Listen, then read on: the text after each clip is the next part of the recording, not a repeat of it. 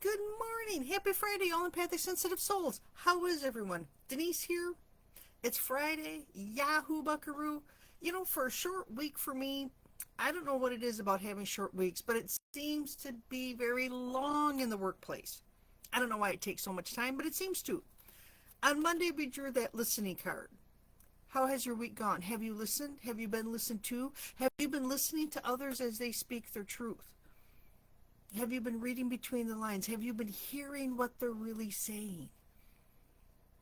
I caught myself multiple times at work where my coworker was talking to me and I tried to cut her off because I didn't want to forget what I was going to say. Because I'm really guilty of that because my attention span is so short that if I don't say what I'm thinking, I'm going to forget what I was going to say.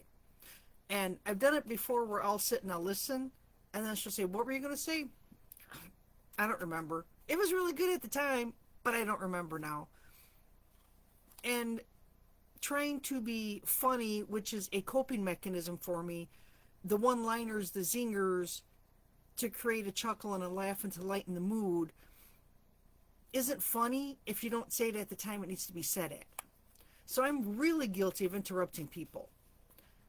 So this past week, I tried to rein in, stop the humor, just listen to what was being said. And it was really, really hard for me. And even with my niece, who is having some trials and tribulations in her workplace, it was really hard to and not throw out tidbits of advice as she's talking. And I know I get frustrated when people do that to me, and she does it to me all the time. And then she'll be like, "Oh, I'm sorry. What were you saying?" Because, like me, she has a tendency to forget what she's going to say, so she has to say it in the moment. Otherwise, forget it. We're not going to remember. So trying to sit and listen and focus in, it's been a struggle. But again, with attention deficit, not trying to forget what I'm thinking as people are talking and pay attention to what they're thinking or what they're saying and hold my thought, that's really difficult for me. So now I just try to listen and I'm not trying to formulate a response. I'm just trying not to forget what I was going to say. And then it gets too much chaos in my brain. So then I have to either say it or let it go and focus in on what they're saying. And this week I caught myself letting a lot of things go, letting a lot of those funny little anecdotes or one-liners or something to not change the subject, but to draw the attention away from the hypercritical line of thinking that we're going down, because it doesn't need to be. Because there's so much drama at work, and I don't want to focus on the drama. I want to focus on something funny that happened. So I like to tell stories or ad lib, or, to lighten the mood. And sometimes I shouldn't be doing that. I really need to stop and listen. And then on the flip side, I want people to hear me. So I don't want people to do that to me. So I have to rearrange in my brain how I process conversations as I'm having them. And it's difficult. It's hard. But I'm practicing. I'm practicing the listening. I'm practicing hearing what people are saying without formulating a response as they're saying it, and just wait till the conversation on their side is done and then give my response. But I forget. I forget the conversation as it's occurring because my brain is bzzz. That's the way my brain is wired. It always has been. I'm just finally now figuring that out. So for me, listening is taking their couple sentences and wait till they take a breath and then interjecting. And sometimes is to redirect them because the path they're going down isn't a happy one, or I agree with what they're saying and stating, and it makes them feel better because they're not alone in the chaos. because I get the same chaos. I just respond to it and react to it differently. This entire past week has been ignoring all the snarky emails again. We're back to the snarkiness. So I ignore them. Well, why does she do that? And I responded with one word: habit. Never got a response out of that. They're not looking for answers. They don't want the answers. They want me to commiserate with them and to put other people down and to make everybody else's life miserable. And I'm not playing that game. I don't want to do that. It's not fun. I don't get enjoyment out of it because I don't like it when it's done to me.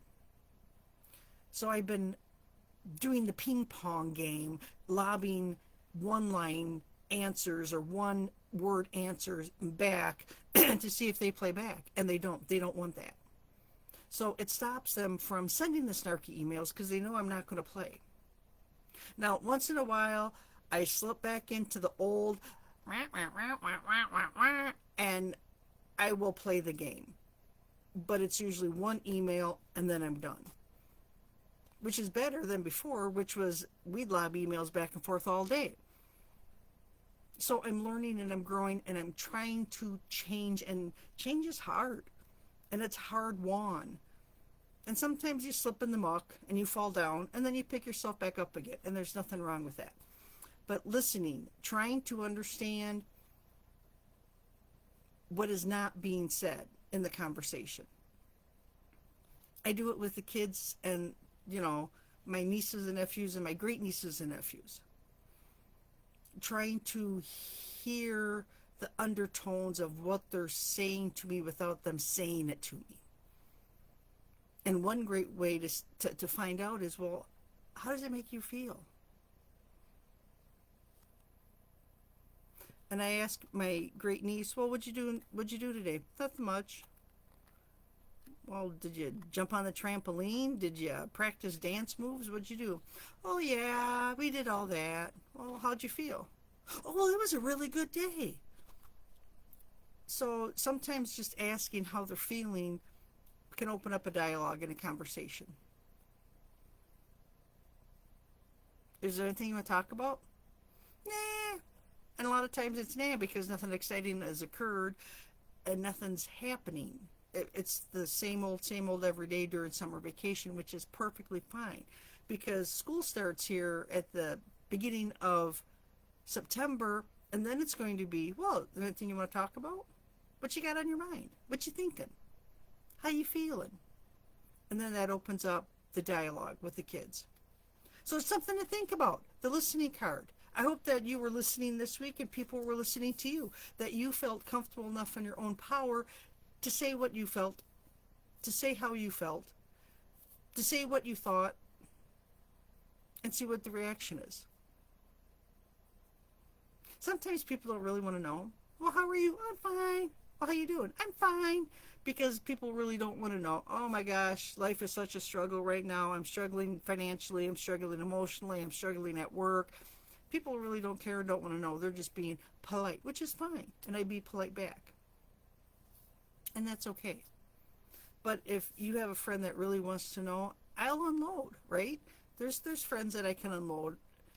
And then I don't need you to fix anything. I just need to vent. And we have a lot of that too. And that's okay. So the listening card really comes in handy. If you need to unload, if you need to vent, if you need to work through the emotions to get your head set right on the right path that you want to be on, let me know. I can help walk you through it. Intuitive emotional healer, that's my jam. I help people process through the emotions so they can see more clear what they want to accomplish, where they want to go, the steps to get there. Because a lot of times the emotions make your life foggy and you can't see where you want to go. You don't know what you want to do. I've been working with my niece. She wants to go back to school. I don't know what I want to do. Well, let's go through it. Let's pull up the list of classes and see what interests you. Take one class at a time. Why not? Who's saying you have to take a full load? So we're going to continue to work together to see where she ends up at. But if you ever need help, you ever want to work through your stuff, drop me a message, drop me a comment, send me an email, reply back to any of my emails. Let me know how I can help you. That's what I'm here for. I hope that you all have a fantastic Friday, fabulous Friday, woo! End of the week, wahoo buckaroo. Have a great Friday and have a marvelous weekend. Bye for now, everyone.